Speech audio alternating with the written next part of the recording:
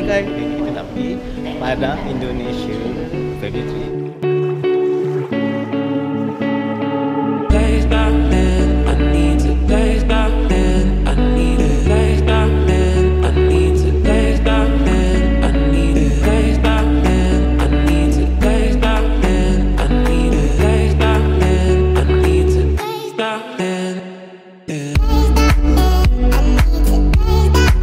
Kita nak naik bas sekarang. Okay.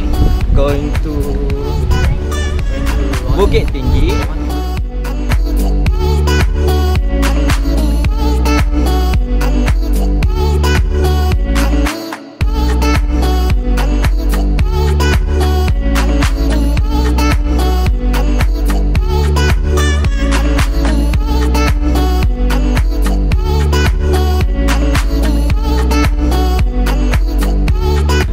So sekarang kita berada di Istana Temenggung.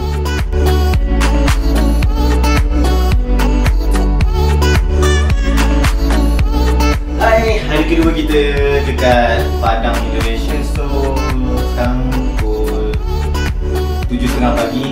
Nak pergi breakfast dulu.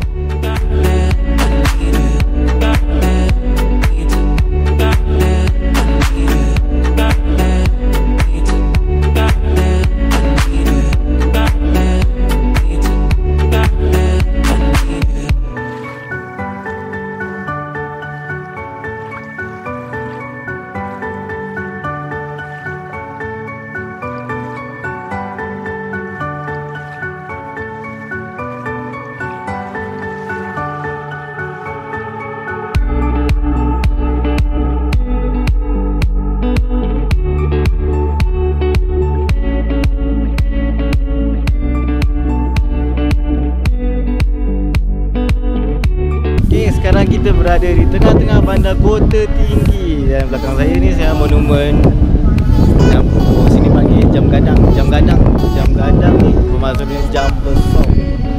Tengok belakang ni jam besar. Besar ke tidak?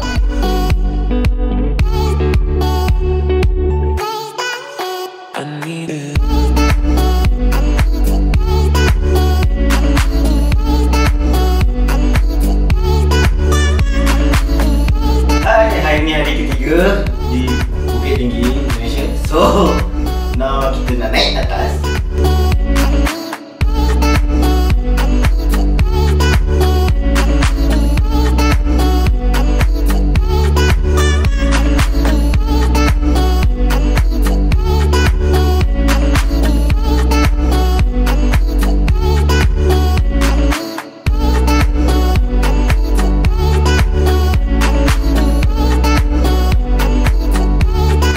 Kita berada di Kinoki Cafe. Macam kilang kopi buat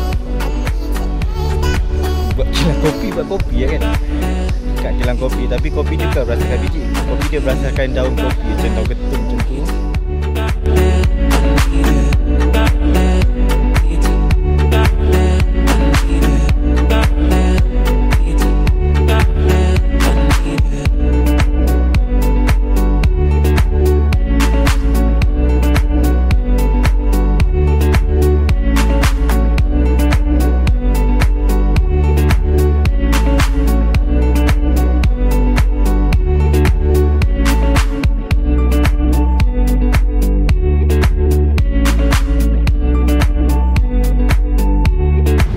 Last day kita dekat Padang. So petang ni kompat flight.